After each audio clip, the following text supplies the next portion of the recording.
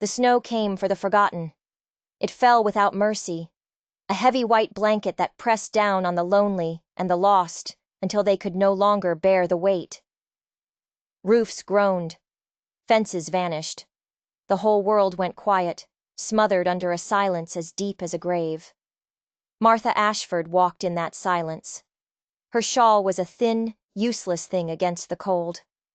Her shoulders were bent, not just from the wind, but from the years of being looked through, of being treated like a ghost in a town that had no use for old widows. The whispers followed her everywhere. Poor Martha, some would say, their pity sharp as a knife. Doesn't she know her time is done? Tonight, the whispers felt like ice in her veins. She pushed open the heavy door of the mercantile, and the sudden warmth was a shock, a pain that almost brought her to her knees. Caleb Boone, the storekeeper, looked up from his ledger. His nod was stiff, a wall between them. "Martha," he said. Her voice was a small, trembling thing. "Evening, Caleb. I was wondering, is there any mending you need done? Shirts, coats, anything. My stitches are still strong." It was a lie. Her hands shook these days, but hunger was a fiercer truth. Before Caleb could answer, another voice cut through the warm air, sharp and cruel. Evelyn Pike.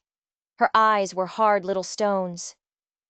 "There's no charity here, Martha," she said, her voice loud enough for everyone to hear. "A woman's place is taking care of her family." A soft laugh came from a boy near the stove. The sound hit Martha like a slap. Her family was a cold plot of earth on a windswept hill. Her husband, Daniel, had been gone for years. Her life was an empty cabin, a silent hearth. The words died in her throat. Caleb shifted, his face a mask of discomfort. "Sorry, Martha. We're all set for now." She fled. She ran from the warmth, from the laughter, from the pity in their eyes, back into the storm's embrace. The snow swirled around her, eager to hide her shame. She hurried past the saloon, a slash of orange light and loud laughter in the white gloom. And just beyond the light, she saw him. Jonah McGraw. He leaned against a hitching post, a mountain of a man who seemed to break the storm around him. Snow had settled in his beard and on his shoulders, but he stood unmovable, a part of the wildness, not a victim of it. His eyes, shadowed under the brim of his hat, found hers. He didn't smile. He didn't look away. He just watched her, his silence a thing of immense, terrifying weight. And something inside Martha finally broke. The hunger, the loneliness, the years of biting her tongue until it bled. It all came rushing out in a torrent of wild, desperate words. "Let me work for you," she cried, her voice raw and ragged. "I can cook. I can clean." Her next words were a choked, desperate plea that shattered the night's silence. Can you get me pregnant again?" The world stopped. The laughter from the saloon died. Evelyn Pike, just stepping onto the boardwalk, froze in her tracks. The storm itself seemed to hold its breath. Jonah McGraw did not move. He did not speak. His silence was not a judgment. It was a mirror, and in it, Martha saw her own broken soul. She couldn't bear it. With a strangled sob, she turned and ran, stumbling into the endless, blinding whiteness. The snow swallowed her whole. She fell once, then again. The cold seeped into her bones, a welcome numbness. She thought, perhaps this is how it ends. Swallowed by the silence. But a shadow fell over her. Strong arms slid beneath her, lifting her as if she weighed nothing. The world tilted. She was pressed against a chest as solid as an oak tree, the rough wool of a coat against her cheek, the scent of wood smoke and pine filling her senses. Against her ear, she heard the steady, powerful beat of a heart that was not her own. Jonah McGraw carried her through the storm. He walked as if the blizzard was a minor inconvenience, his boots crushing the deep drifts with a heavy, certain rhythm. He didn't speak a word. He just walked, carrying her away from the town, away from the whispers, toward the dark line of trees where his own silence lived. The door to his cabin groaned open, and a wave of heat rushed out to meet them.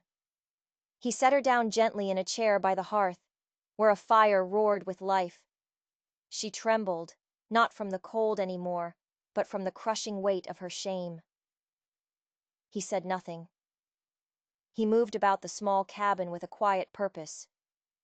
He ladled stew from a pot over the fire into a tin bowl and set it on the small table in front of her. She stared at it, her hands refusing to move. When she finally lifted the spoon, the warmth of the broth was an agony, a kindness so profound it felt like a wound. Tears streamed down her face, hot and silent. She tried to swallow them with the stew. Jonah sat in a chair across the room, his back to her, staring into the flames. His presence was immense. It filled every corner of the cabin, a silence that was not empty, but heavy with things unspoken. He had heard her shameful, desperate words.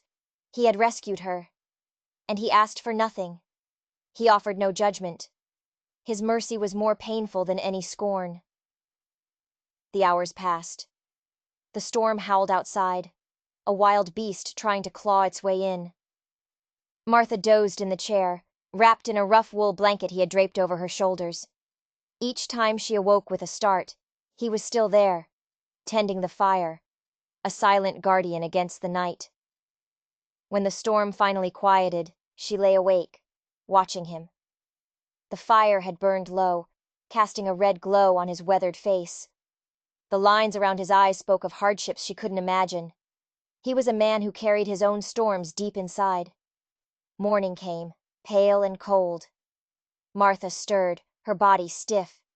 Jonah was already outside, the steady thwack of his axe splitting wood echoing in the new-fallen snow. She watched him from the small window, a man at home in the wild, a man who had built his life out of solitude. She rose and began to tidy the cabin, smoothing the blanket, arranging the tin cups, small, simple acts of purpose. When he returned, his arms laden with firewood, he paused in the doorway. He saw the order she had brought to his space.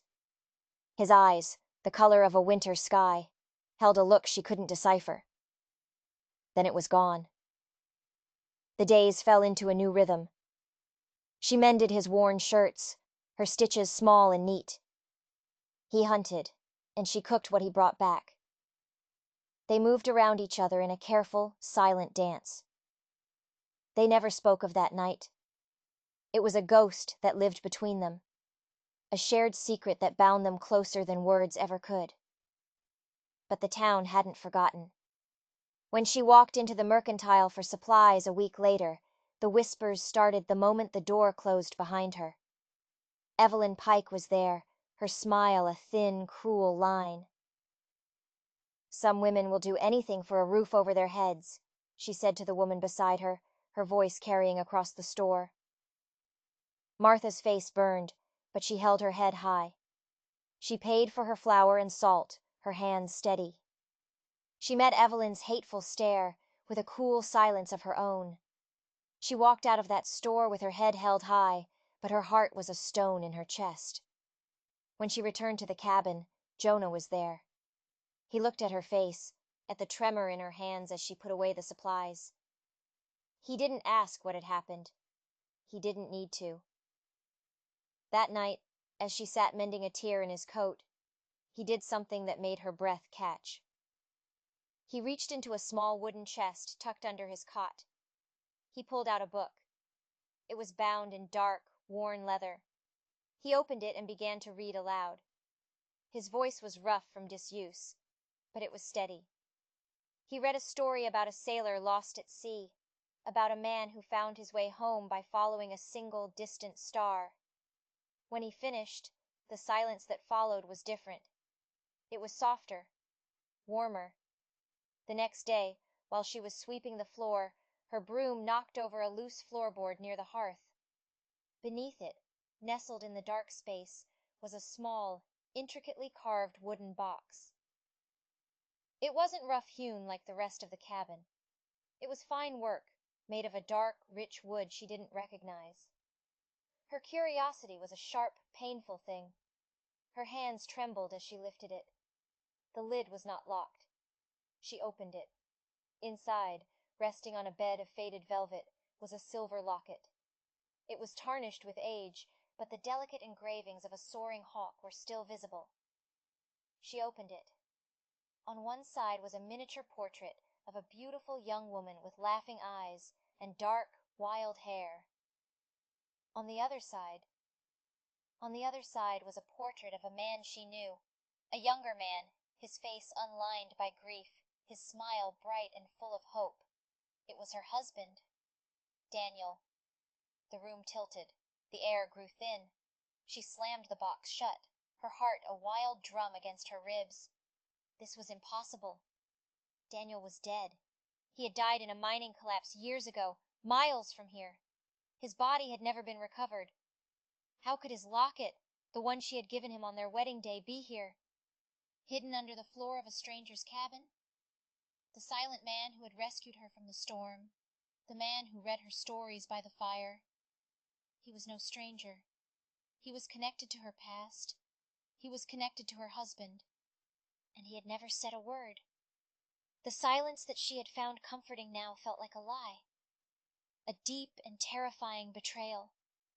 When Jonah returned from checking his trap lines, he found her sitting by the cold hearth, the silver locket clutched in her hand. The air in the cabin was thick with questions, heavy with the weight of a past that had just refused to stay buried. He saw the locket in her hand, and for the first time, she saw something break in his stoic expression. A flicker of pain, of old, unhealed grief. He didn't need to ask where she found it. "You knew him," she whispered, her voice a raw wound. "You knew my Daniel." Jonah sank into the chair opposite her, his massive frame suddenly looking weary, defeated. He ran a hand over his face, the gesture of a man who had carried a burden for too long. "He was my friend," Jonah said, his voice rough. "My partner." The words hit her harder than any physical blow. Partner? Daniel had been a prospector, always chasing the next big strike, the one that would set them up for life. He had always worked alone, or so he had told her. "He never mentioned you," she said, the accusation sharp in her voice. "It was better that way," Jonah said, his gaze fixed on the floor. "Safer." The story came out in broken pieces, a tale of hope and greed. They had been partners for 2 years, working a claim deep in the treacherous Blackwood Range.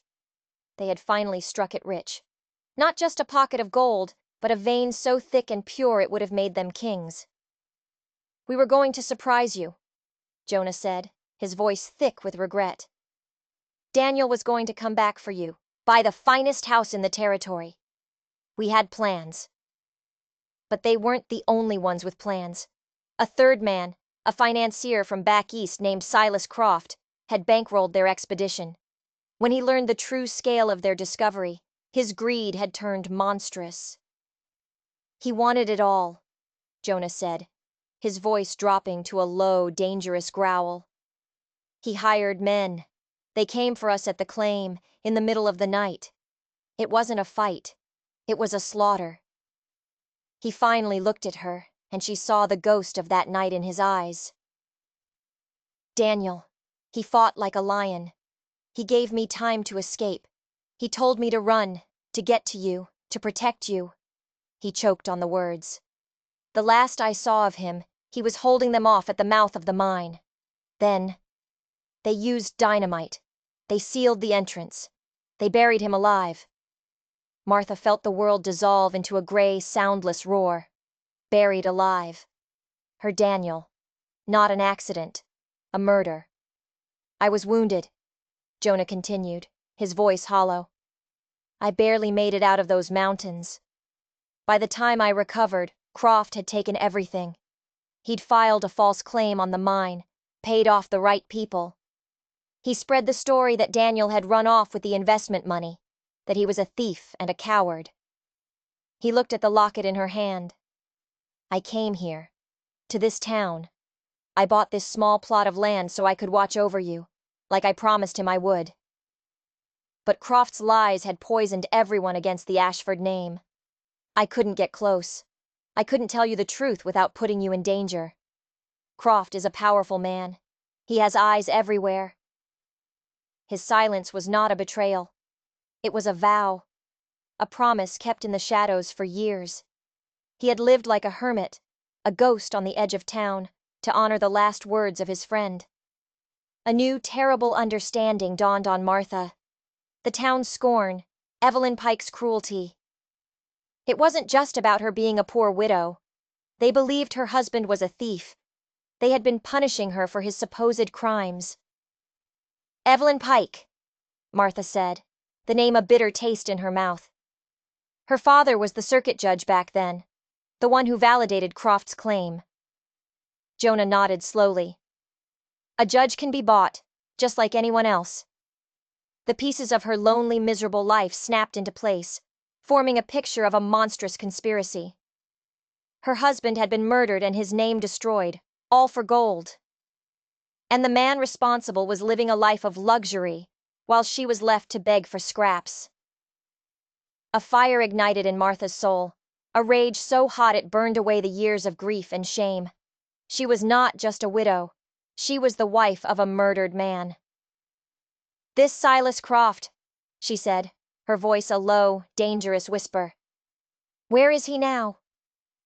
Jonah's eyes met hers, and in their depths, he saw not a broken woman, but a warrior. He owns half the territory now, he said. They call him the King of the Blackwood Range.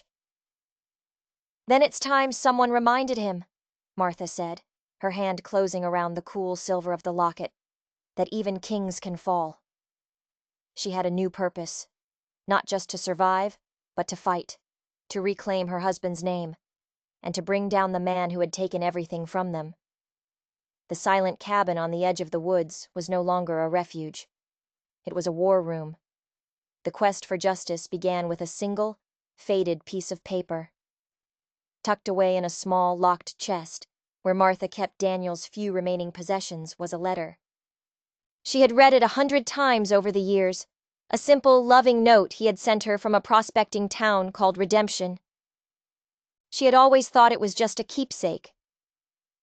Now, reading it with new eyes, she saw the hidden message. The hawk watches over our fortune from the highest perch, Daniel had written. Jonah's eyes lit up as he read the words over her shoulder. The hawk's perch. It's a landmark near our old claim.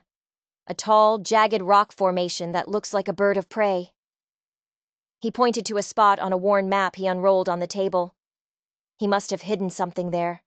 Proof. Their plan was simple and insane. They would travel to the Blackwood Range, find whatever Daniel had hidden, and use it to expose Silas Croft.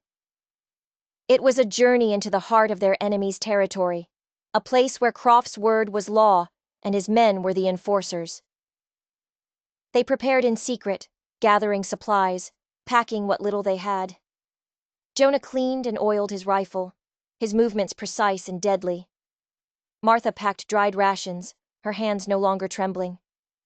They were a team now, bound by a shared past and a dangerous future. But secrets in a small town have a way of seeping out. The day before they were set to leave, Sheriff Whitaker rode up to the cabin again. This time, he didn't stay on his horse. He dismounted, his face grim. Martha, he said, ignoring Jonah. Evelyn Pike came to see me. She's filing a formal complaint. Says you've been threatening her. That's a lie, Martha said, her voice cold and steady. Is it? The sheriff asked, his eyes hard. Because she also told me something interesting. She said you've been asking questions about your husband, about the old Croft mining claim. He took a step closer. Some things are better left buried, Martha, for everyone's sake. It wasn't a warning. It was a threat. The sheriff was protecting Croft. He was part of the conspiracy. That night, as a storm gathered in the mountains, they knew they had to leave immediately. They saddled Jonah's horse under the cover of darkness, the wind whipping through the trees. He'll be watching the main road, Jonah said.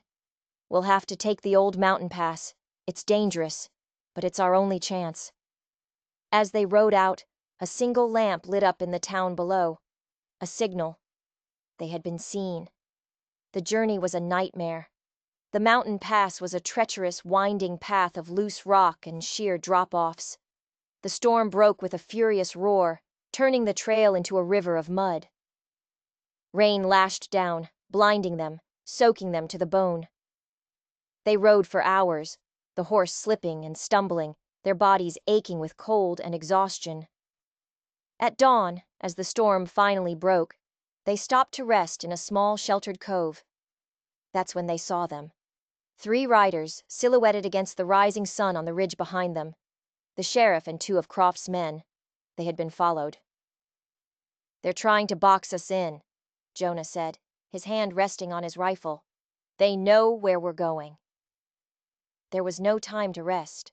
They pushed on, the riders staying on their tail, a constant menacing presence. They were being herded, driven deeper into the mountains, further away from any hope of help. Late that afternoon, they reached the Hawk's Perch.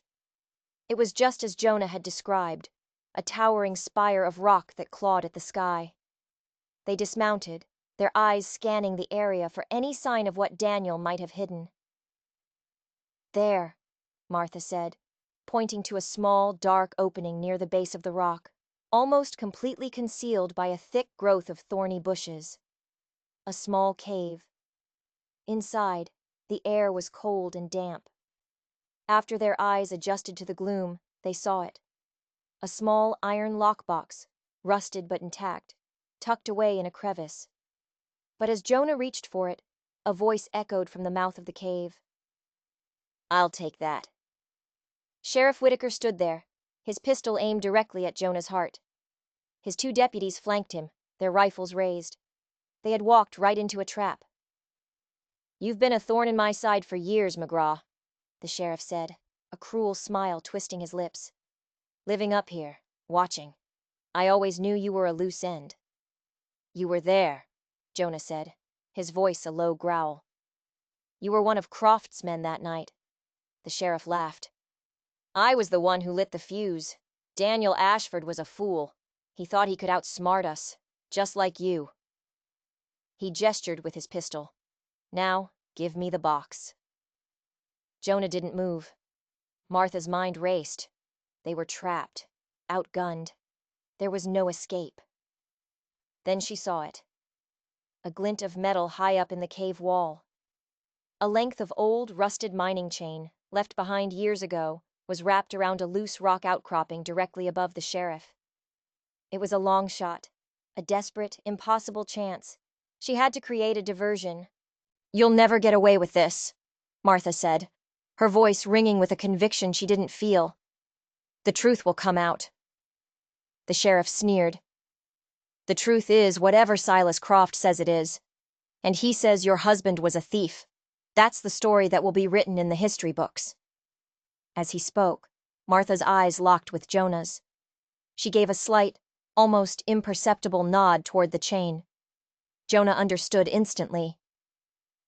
"You're right about one thing, Sheriff," Jonah said, taking a slow step to the side, drawing the lawman's attention. "Daniel was a fool." He paused. "He trusted the wrong people." In that moment of distraction, Martha scrambled up the slippery cave wall. Her fingers, raw and bleeding, found a hold. She reached the chain, her heart pounding in her ears. She pulled with all her might. The rocks groaned. The chain tightened. The sheriff looked up, his eyes wide with alarm. But it was too late. With a deafening crack, the entire rock outcropping gave way. A shower of stones and dust rained down. The sheriff fired his pistol once, wildly, before he was buried under a ton of rock. The 2 deputies, stunned by the sudden chaos, hesitated for a fatal second. It was all the time Jonah needed. He dove for the sheriff's fallen pistol, came up firing, and the cave was filled with the deafening roar of gunshots. When the smoke cleared and the silence returned, Martha and Jonah were the only ones left standing. They were alive. They had the box. But they were miles from civilization. Their enemies knew where they were, and the true mastermind of the entire conspiracy, Silas Croft, was still out there, waiting. And he would be coming for them. The iron box was heavier than it looked, its weight a solid promise of the truth it held. Jonah forced the rusted lock with the butt of his pistol. Inside, wrapped in oilcloth, was not a confession or a deed, but something far more powerful. It was a detailed geological survey map, drawn in Daniel's precise hand. It showed the true location of the gold vein, not at the collapsed mine Croft had claimed, but 2 miles south, on a piece of land the town had set aside as a protected watershed. Daniel had discovered that Croft's mine was a sham, a worthless hole in the ground. The real gold, the mother lode, was under land that belonged to the people. Croft had murdered him not to steal his claim, but to steal the town's future. Tucked in with the map was a sworn affidavit, signed by Daniel, and witnessed by a traveling preacher, detailing Croft's entire plan. It was undeniable proof. "He wasn't just a thief," Martha whispered, her voice filled with a new, profound grief and a burning pride. "He was trying to protect the town." They knew what they had to do. Getting this evidence back to the territorial capital was their only hope for real justice. But Croft would have men watching every road, every pass. "We can't go back the way we came," Jonah said, studying the map. But Daniel drew more than just the gold vein. He mapped the old service tunnels, the ones the first miners dug 100 years ago. He traced a faint line on the map with his finger. "This one. It leads east. It should come out about 10 miles from the town of Harmony. From there, we can catch a stagecoach to the capital." It was their only chance. They gathered what supplies they could from the deputies' horses and descended into the darkness of the old tunnels. The journey was a descent into a cold, silent hell. The air was thin and smelled of damp earth and forgotten time. They moved by the light of a single lantern, their footsteps echoing in the oppressive silence. The tunnels were a labyrinth, a maze of collapsing timbers and flooded passages.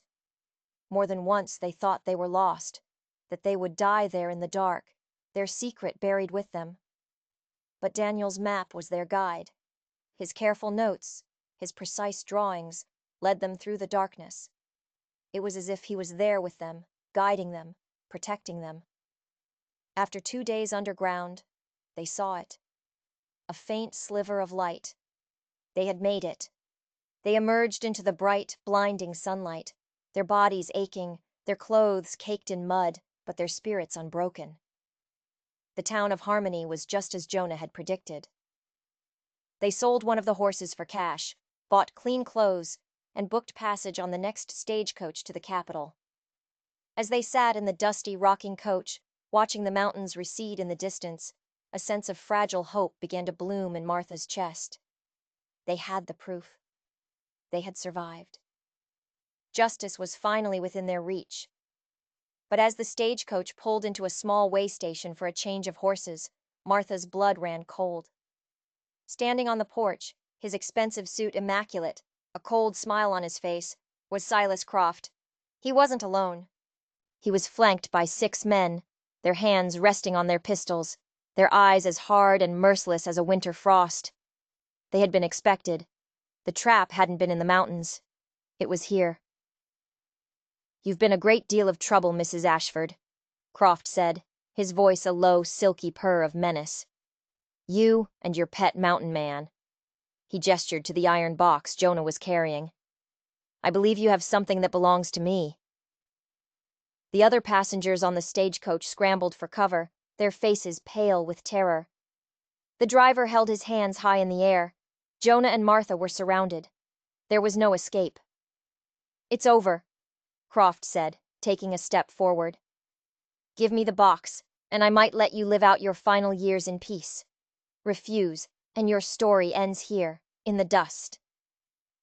Jonah's hand tightened on the box.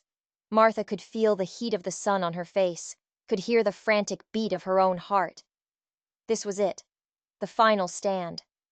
All their struggles, their desperate flight through the mountains had led to this moment. She looked at Jonah. His face was a mask of grim determination. He would die before he gave up that box, and she would die beside him. Then she remembered something Daniel had written in his last letter, a line she had never understood. If the hawk cannot fly, look to the eagle's nest. The eagle's nest. It was the name of the saloon right here, at this way station.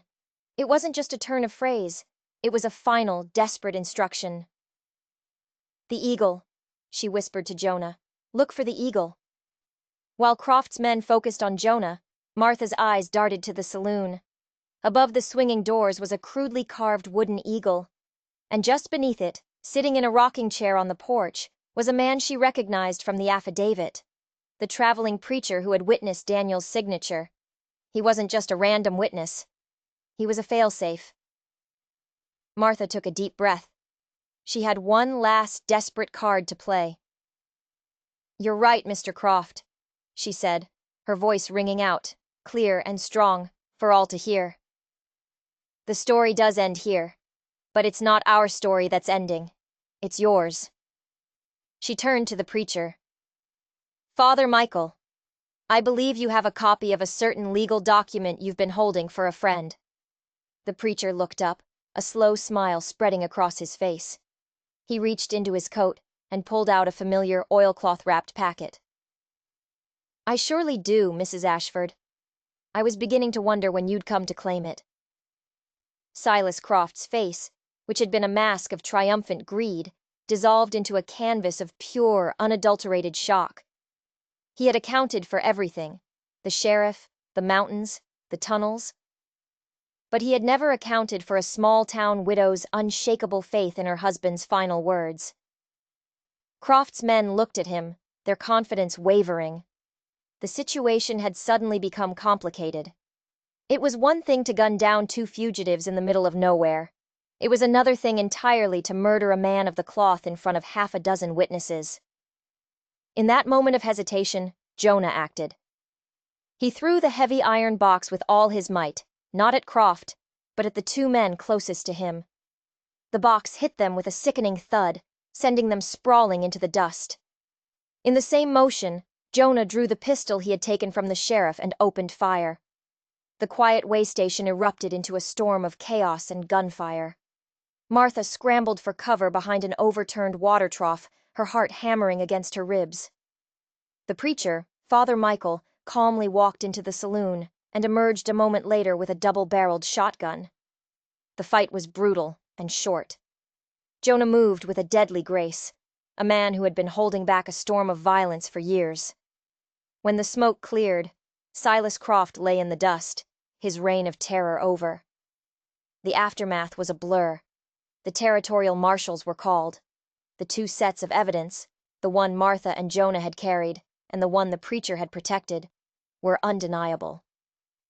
The full story of the Blackwood Range conspiracy was laid bare. Daniel Ashford's name was cleared, and he was celebrated as a hero who had died protecting his community. The vast fortune from the Sunset Creek claim was placed into a trust, managed by the town, to be used for schools, a hospital, and to ensure that no one would ever be as desperate and hungry as Martha had once been. Weeks later, Martha and Jonah stood on the hill overlooking the town, at the small plot of land where Daniel was finally given a proper burial. Spring had come to the mountains. The world was green and full of life. "He would be so proud of you, Martha," Jonah said, his voice quiet. She looked at this silent, steady man who had honored a promise for so many years, who had walked through fire with her. The shame and desperation that had driven her into the storm that first night felt like a lifetime ago. She was no longer a forgotten widow. She was a woman who had fought for justice, who had reclaimed her past and, in doing so, had found a future she never thought possible. "We did it together," she said, and for the first time, she reached out and took his hand. His fingers, rough and calloused, closed around hers. They stood there for a long time, not in silence, but in a shared, peaceful quiet. Their long winter was over. They had walked through the storm and come out on the other side, not broken, but stronger. Together. If you enjoyed this story, don't forget to subscribe.